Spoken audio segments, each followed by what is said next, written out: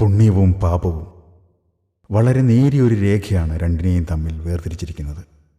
ഒരു നിയോഗം ഏറ്റെടുത്തുകൊണ്ട് ഒരിക്കൽ ഈ നേർത്ത വരയിന്മേൽ ഞാൻ അങ്ങനെ നിന്നുപോയി. ആ കഥയാണിത്.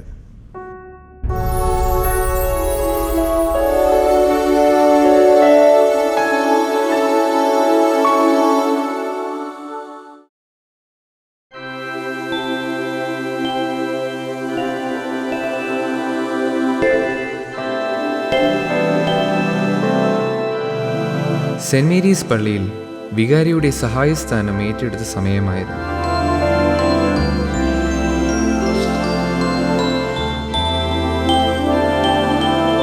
ദൈവതിരുനാമത്തിന് മഹത്വം ഉണ്ടായിരിക്കട്ടെ. എൻ്റെ പേര് ഫാദർ പോൾ. പട്ടം കിട്ടിയിട്ട് എൻ്റെ ആദ്യത്തെ ഇടവകയാണ്. ഇനി 1 വർഷക്കാലം നിങ്ങളുടെ കൂടെ ഉണ്ടാവും.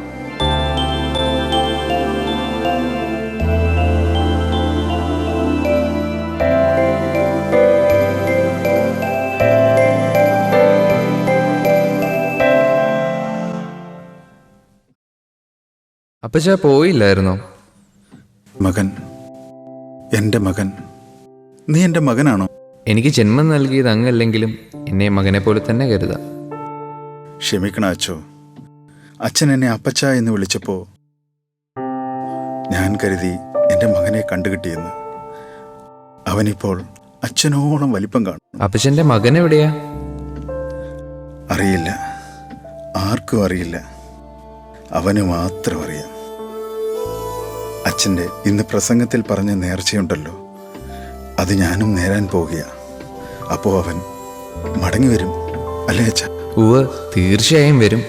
ദൈവത്തിൽ വിശ്വസിച്ചിരുന്നോളൂ, കാത്തിരുന്നോളൂ. അവന് വേണ്ടി എത്രയധികം ഞാൻ കാത്തിരുന്നു. ഇപ്പോഴും ഞാൻ കാത്തിരിക്കുകയാണ്. ഇനിയും ഞാൻ അത് തുടരുക തന്നെ ചെയ്യും.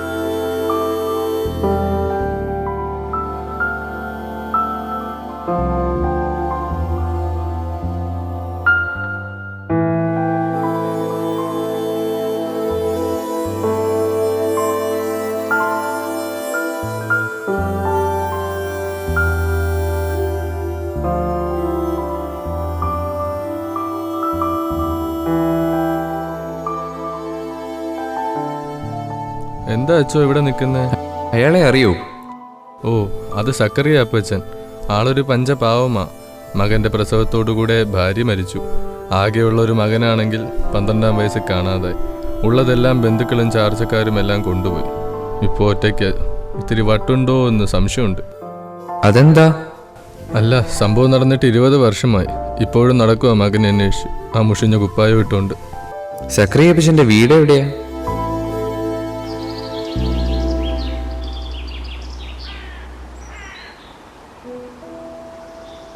കുറച്ച് ദിവസങ്ങൾക്ക് ശേഷം സക്കറിയ അപ്പച്ചൻ്റെ വീട്ടിലേക്ക് പോകാനായി ഇറങ്ങി.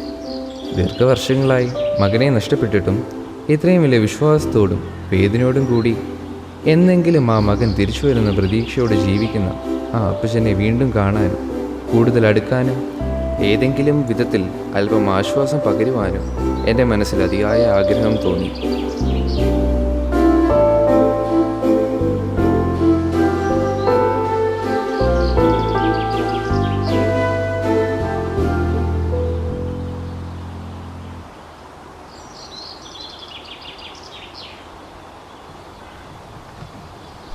ഈശോമിശിഹായ്ക്ക് സ്തുതിയായിരിക്കട്ടെ അച്ചോ. സ്തുതിയായിരിക്കട്ടെ അച്ചോ, ഇത് സക്കറിയ അപ്പച്ചനെ സഹായിക്കുന്ന അയൽക്കാരിയ. അച്ഛ, അയാൾക്കത്ര സുഖമൊന്നും അല്ല കേട്ടോ. ആര് വന്നാലും ജോസ് വന്നിരിക്കുന്നു എന്ന് പറഞ്ഞുകൊണ്ടേയിരിക്കും. ഒന്ന് സൂക്ഷിച്ചു കൊള്ളണേ. കുഴപ്പമില്ല.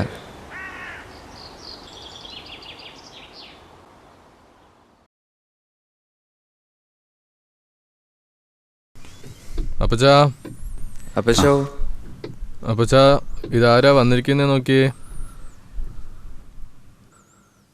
അപ്പച്ചോ, ഇന്ന് പള്ളി കണ്ടില്ലല്ലോ. എന്നും വരാൻ പറ്റാറില്ല. അന്ന് വരാൻ പറ്റി. ഇന്ന് മുഴുവൻ കിടപ്പിലായിരുന്നു. വിഷമിക്കണ്ട, എല്ലാം ശരിയാവും. ഞാൻ പരിശുദ്ധ മറിയത്തിന് നേർച്ച നേർന്നിട്ടുണ്ട്. നല്ലത്. ഇനി എൻ്റെ ജോസ് വരും.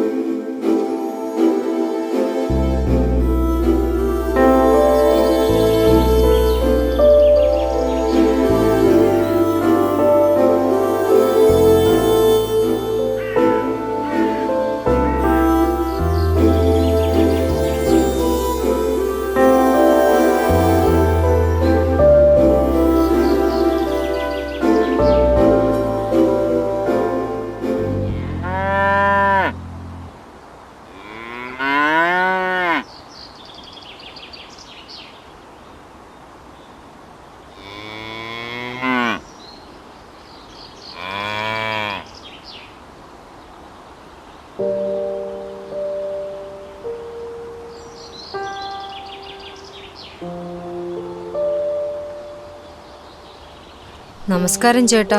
ആരാ മനസ്സിലായില്ല? ഞങ്ങൾ കുറച്ച് ദൂരത്തു നിന്നും വരികയാ. എന്താ കാര്യം? ഇവിടുത്തെ വികാരി അച്ഛനെ ഒന്ന് കാണാൻ സാധിക്കുമോ? എന്തിനാ? ഇവനിവിടെ നിർത്താൻ വേണ്ടിയായിരുന്നു. അതൊന്നും പറ്റില്ല.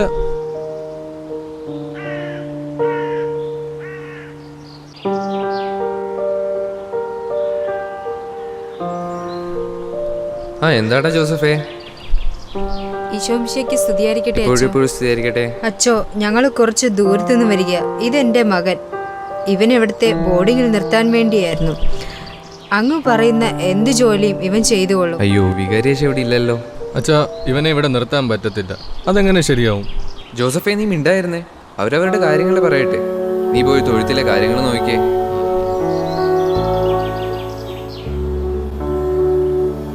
പറയൂ, എന്തായിരുന്നു കാര്യം? അച്ചോ, എന്റെ മകൻ ഇവിടെ നിർത്തണം. ഞങ്ങളുടെ അവസ്ഥ അത്ര മോശമായതുകൊണ്ടാണ്.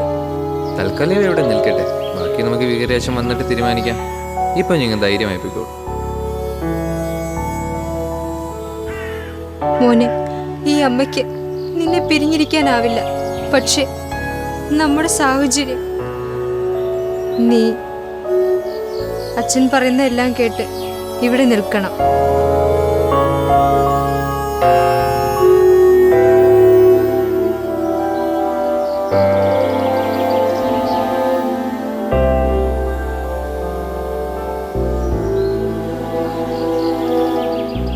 മോന്റെ പേരെന്താ? ജോസ്.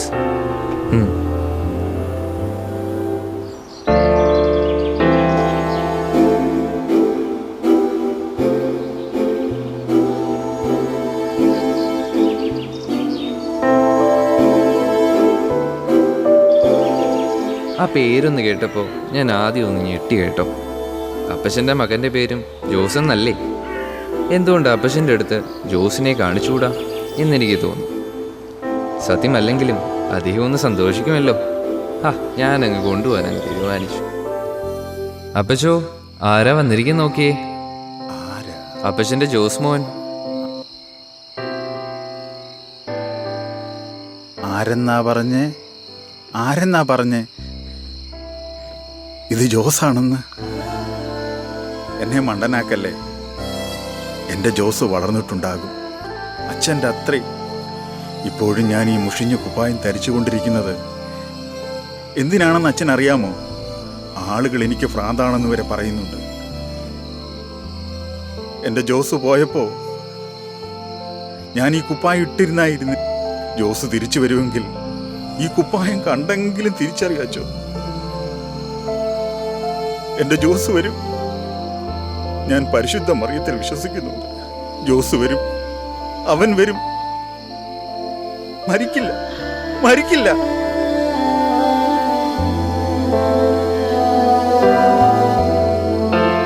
എനിക്ക് ലജ്ജ തോന്നി. എൻ്റെ ശ്രമം പാഴായി പോയതിനല്ല, സക്രിയാപ്പച്ചൻ്റെ തീക്ഷ്ണമായ വിശ്വാസമാണ് എന്നെ ലജ്ജിതനാക്കിയത്. എനിക്കിപ്പോൾ തോന്നുന്നു ജോസ് വരുമെന്ന്.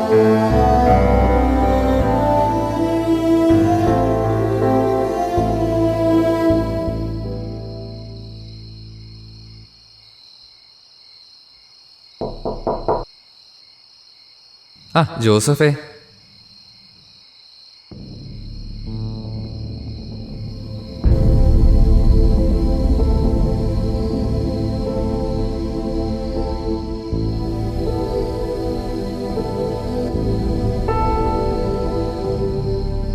അപ്പച്ചൻ എന്തിയേ? അകത്തുണ്ട്.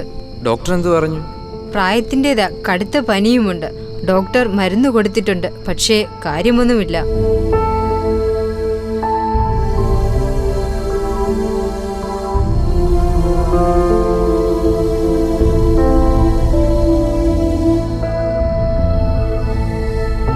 അച്ഛാ, ഞാൻ പോയി വികാരി അച്ഛനെ അറിയിച്ചിട്ട് വരാം.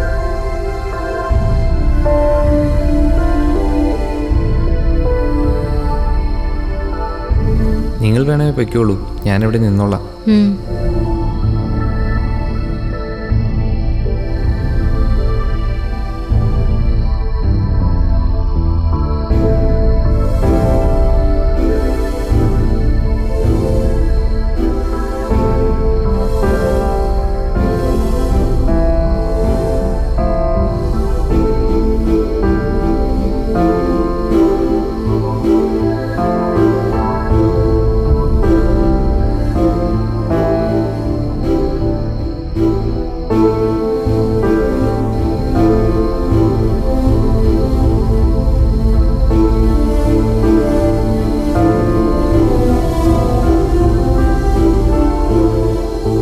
അപ്പച്ച, അപ്പച്ച, ഞാൻ ജോസ് മോനാ.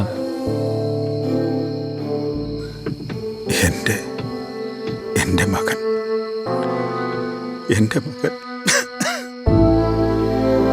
കുഞ്ഞ്, കുഞ്ഞ്. അപ്പച്ചൻ കിടന്നോളൂ. കുഞ്ഞ് വന്നുവല്ലോ. അറിയാമായിരുന്നു നീ വരുമെന്ന്.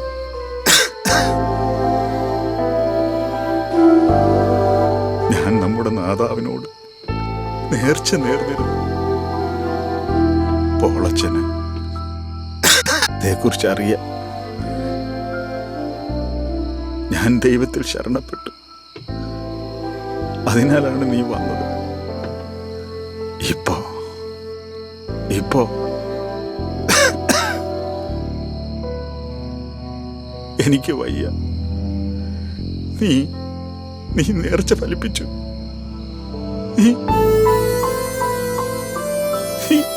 അപ്പച്ചാ, അപ്പച്ചാ, അപ്പച്ചോ, അപ്പച്ചോ.